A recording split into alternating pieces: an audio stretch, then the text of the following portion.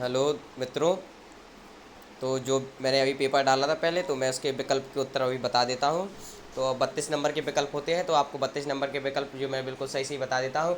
आप 32 नंबर के विकल्प बिल्कुल सही सही करके भी आना, और तो दो नंबर के क्वेश्चन आप खुद कर लेना, ताकि आप पास तो हो ही जाए। और देखो, पहला विकल्प है कबीर की भाषा को कहा जाता है, तो इसका है सधोकड़ी पंचमेल खिचड़ी। ठीक है। और खंड काव्य पथिक निम्न की रचना है, तो इसका है राम नरेश त्रिपाठी। दूसरा, इसका उत्तर है राम नरेश त्रिपाठी। तीसरा है निम्न में से छायावादी कवि है, तो इसका उत्तर हो जाएगा आपका सुमित्रा नंदन पंत, पहला नंबर। और चौथा है अमृत राय किस प्रसिद्ध लेखक के पुत्र हैं, तो इसका हो जाएगा तीसरा, यानी मुंशी प्रेमचंद के छोटे बेटे हैं, क्योंकि ये और पांचवा है कुई की खुदाई किस औजार से की जाती है, तो मैं आपको बता कुई की खुदाई बसौली से की जाती है, तो इसका भी तीसरा हो जाएगा। और छठवां है जनसंचार के साधन है, तो जनसंचार के साधन है उपरोक्त सभी, क्योंकि इसमें टेलीविज़न, मोबाइल, इंटरनेट, पुस्तकें व समाचार, इन सभी से हम संचार यानी एडवर्टाइजमेंट कर सकते हैं। तो प्रश्न क्रमांक 2 है खालिस्तान भरो चित्रपट संगीत का पर्याय है, तो इसका हो जाएगा नूरजहाँ, तो इसका आपको नूरजहाँ कर लेना है। और दूसरा हिंदी भाषा का पहला समाचार पत्र, तो इसका है उदंत मातंड, तो इसका ये हो जाएगा। और तीसरा वर्णों की गिनती पर आधारित छंद को बालिक छंद कहते हैं। और चौथा हो जाए तुम तो उल्लू हो वाक्य में शब्द शक्ति है, तो इसमें लक्षणा शब्द शक्ति हो जाएंगे, क्योंकि तुम तो उल्लू है, इसमें उल्लू के लक्षण बताए गए हैं। और पांचवा घनघोर वर्षा के समय कवि की आंखों में स्मृतियाँ उभर रही हैं, तो इसमें हो जाएगा घर की स्मृतियाँ, क्योंकि कवि को घर की याद आती है। और छठवां है कबीरदास जी ने ईश्वर की सत्ता मानी है, तो कबीरदास जी ने ईश्वर की केवल एक सत्ता मानी है। ठीक है, तो आपको इसका एक कर लेना है। और सातवां है दुनिया सोती थी पर दुनिया जीव जागती थी, यह कथन प्रेमचंद की किस कहानी का है, तो इसका उत्तर हो जाएगा नमक का दारोगा। तो अब चलते हैं सत्यासत्य पर। प्रश्न क्रमांक तीसरा, तो पहला है पंचवटी काव्य महाकाव्य की श्रेणी में आता है, तो ये बिल्कुल गलत है। पंचवटी खंड काव्य है मैथिली शरण गुप्त का। और अगला है दूसरा भक्तिकाल के प्रमुख कवि सूर तुलसीदास, मीराबाई और कबीरदास जी हैं, तो ये बिल्कुल सत्य है, तो ये बिल्कुल सत्य हो जाएगा। और अगला है तीसरा पुरोहित वंशीधर अपने पुत्र को पढ़ा लिखाकर बड़ा आदमी बनाना चाहते थे, तो ये भी जहाँ तक सत्य ही होगा, लेकिन फिर भी आप लोग एक बार देख लीजिएगा, तो ये भी सत्य है। चौथा मियाँ नसरुद्दीन केवल 5 किस्म की रोटियाँ पकाने के लिए मशहूर थे, तो ये बिल्कुल ही गलत है, क्योंकि ये 56 प्रकार की रोटियाँ बनाने के लिए प्रसिद्ध थे। अगला है स्वर कोकिला सरोजनी नायडू को माना जाता है, तो यार दोस्तों मतलब मुझे ये पता नहीं है, जहाँ तक तो सत्य होगा, मतलब आप इसको एक बार देख लेगा, इसका मुझे कोई पता नहीं है, तो इसका आप लोग देख लीजिएगा।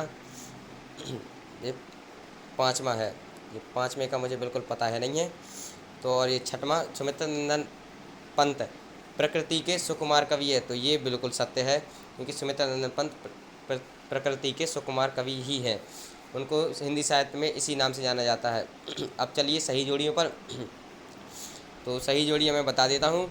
कबीरदास जी का जन्म, तो ये हो जाएगा कबीरदास जी का जन्म पहला, तो आप इसका स्क्रीनशॉट ले लीजिएगा।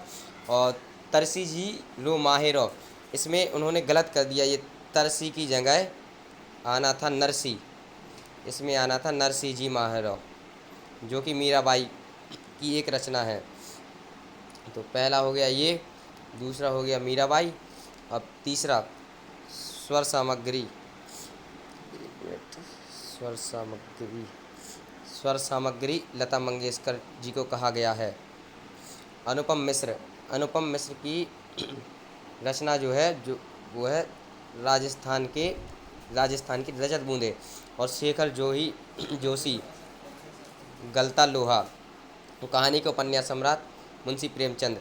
तो आपने इसको पढ़ लिया होगा, और इसको उतार भी लीजिए, और इसको आप अच्छे से ध्यान पे देख भी लेना, क्योंकि और अगला प्रश्न है एक शब्द में या एक वाक्य में उत्तर दीजिए। मीराबाई आजीवन किस इष्ट देव की आराधना करती थी, तो इसका उत्तर हो जाएगा श्री कृष्ण। तो आपको इसमें श्री कृष्ण कर लेना है। अगला है ईद का चांद होना। तो ईद का चांद होना कभी कभार मतलब बहुत कम दिखाई देना, बहुत कम दिखाई देना। तो आपको इसमें कर लेना बहुत कम दिखाई देना। तो चलते हैं अगले प्रश्न पर। अगला प्रश्न है किन्हीं दो खंड काव्यों और महाकाव्य और खंड काव्य के नाम लिखिए। तो महाकाव्य हो गए जैसे रामचरितमानस, ठीक है, रामचरितमानस। और एक कोई सा भी कर लो, जैसे कामायनी हो गया, कामायनी एक महाकाव्य है कामायनी, ठीक है। और या रामायण भी कर लेना।